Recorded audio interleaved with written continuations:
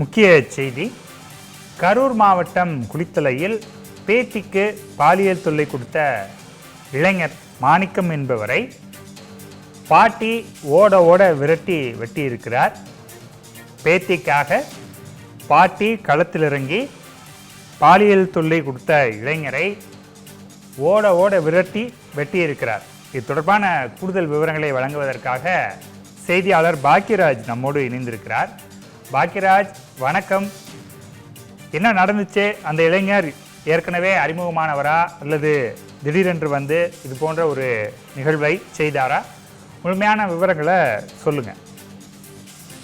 குளித்தலை பகுதியைச் சேர்ந்த 31 வயது விஜய் என்கின்ற மாணிக்கம் 4 வயது சிறுமிக்கு பாலியல் துன்புறுத்தல் கொடுத்ததாக சிறுமி தனது பாட்டியிடம் கூறியுள்ளார்.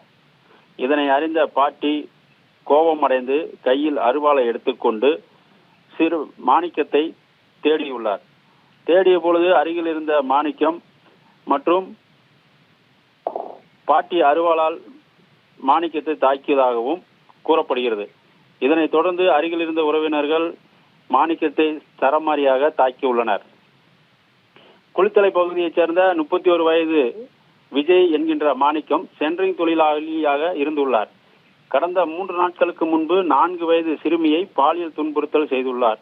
இதை புரிந்து கொள்ள முடியாத சிறுமி வயிற்று பகுதியில் வலிப்பதாக பெற்றோரிடம் தெரிவித்துள்ளார்.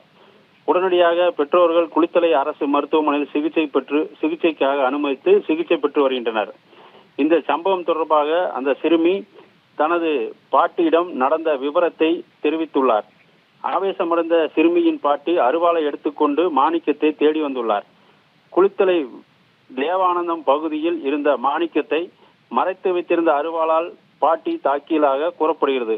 அங்கிருந்து அந்த மாணிக்கத்தை தரதரவென இழுத்து வந்த நிலையில் காவல் நிலையத்தில் வழியாக வரும் பொழுது கடம்பர் கோவில் நெடுஞ்சாலையில் அவரை சரமாரியாக உறவினர்கள் மற்றும் அந்த பாட்டி அனைவரும் தாக்கியுள்ளனர். இந்த சம்பவம் அறிந்த குளித்தலை காவல்துறையினர் சம்பவ இடத்திற்கு சென்று அந்த பெண்ணிடம் அருவாளை பறிமுதல் செய்து அந்த பெண்ணை காவல் நிலையத்துக்கு அழைத்து சென்றனர். மேலும் தாக்குதல் நடத்திய உறவினர் நபரான ஆண் ஒருவரையும் காவல் நிலையத்திற்கு அழைத்து சென்றனர்.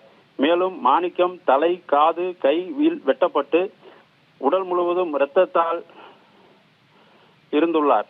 இதனை உடனடியாக காவல்துறையினர் அந்த மாணிக்கத்தை அழைத்து சென்று குளித்தலை அரசு மருத்துவமனையில் சிகிச்சைக்காக அனுமதித்துள்ளனர். இச்சம்பவம் அப்பகுதியில் பெரும் பரபரப்பை ஏற்படுத்தியுள்ளது.